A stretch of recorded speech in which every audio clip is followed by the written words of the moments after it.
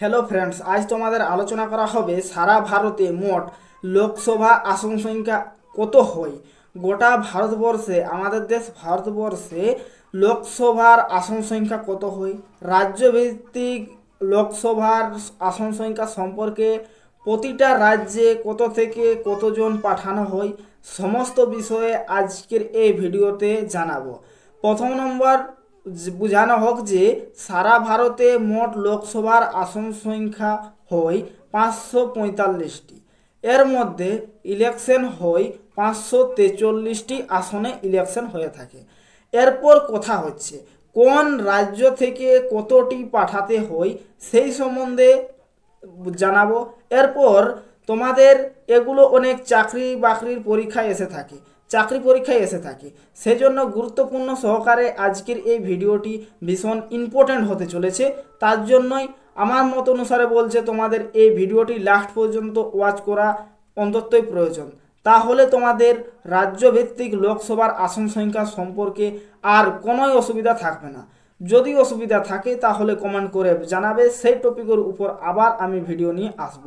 চলো তাহলে প্রথম থেকে কোন দেশ থেকে কোন রাজ্য থেকে কতজন পাঠানো হয় সেই সম্বন্ধে আমরা হোম স্ক্রিনে জেনে নিই।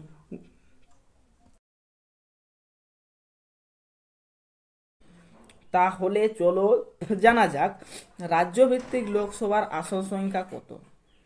আগে ভিডিও বলা হয়েছে তোমাদের এই সম্বন্ধে জানানো হবে কত থেকে কত রাজ্য থেকে কত পাঠানো হয়।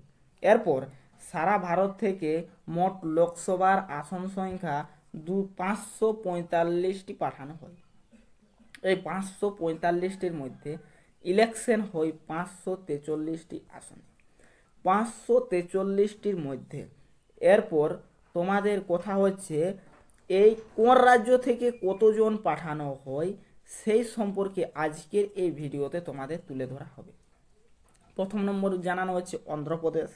অন্ধ্রপ্রদেশ থেকে 25টি, অরুণাচল প্রদেশ 2টি, আসাম 14টি, বিহার 40টি, ছত্তিশগড় 11, গোয়া 2, এরপর রয়েছে মধ্যপ্রদেশ 29, মণিপুর 2, মিজোরাম 1, ওড়িশা 21, রাজস্থান 25, তামিলনাড়ু 39, ত্রিপুরা 2, উত্তরাখণ্ড 3। এরপর ওদিকে রয়েছে গুজরাট 26 এবং হরিয়ানা 10, হিমাচল প্রদেশ 4, ঝাড়খণ্ড 14, কর্ণাটক 28, কেরালা 20, মহারাষ্ট্র 48, মেঘালয় 2, নাগাল্যান্ড 1, সিকিম 1, তেলেঙ্গানা 17, উত্তরপ্রদেশ 80, পশ্চিমবঙ্গ 42, কেন্দ্রশাসিত অঞ্চল থেকে শুধুমাত্র 10টি।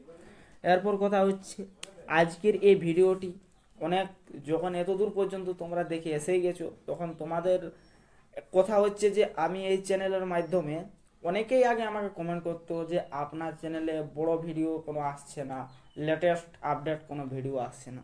তার জন্য বলছি অতদিন আমার একটু সমস্যা ছিল, এখন থেকে আর কোনো সমস্যা হবে না। এরপর তোমাদের জন্য আমি সপ্তাহে 2 থেকে 3টে ভিডিও বড় নিয়েই আসবো। এরপর সেটা এডুকেশনাল কোশ্চেনেই নিয়ে আসা হবে। এরপর তোমরা যারা এতদূর পর্যন্ত ভিডিওটা দেখলে তোমাদের জন্য রিকোয়েস্ট হচ্ছে যে তোমরা চ্যানেলটা সাবস্ক্রাইব করে রাখো, তাহলে তোমরা লেটেস্ট ভিডিওগুলো পেয়ে যাবে। এরপর আমার অডিয়েন্সে অনেকেই বলছে যে তোমার ভিডিও আসছে না, এরপর অবশ্যই ভিডিও তোমরা প্রতিনিয়ত পাবে। ঠিক আছে, গুড বাই, দেখা হচ্ছে প্রত্যেকের সাথে নেক্সট ভিডিওতে। ওকে।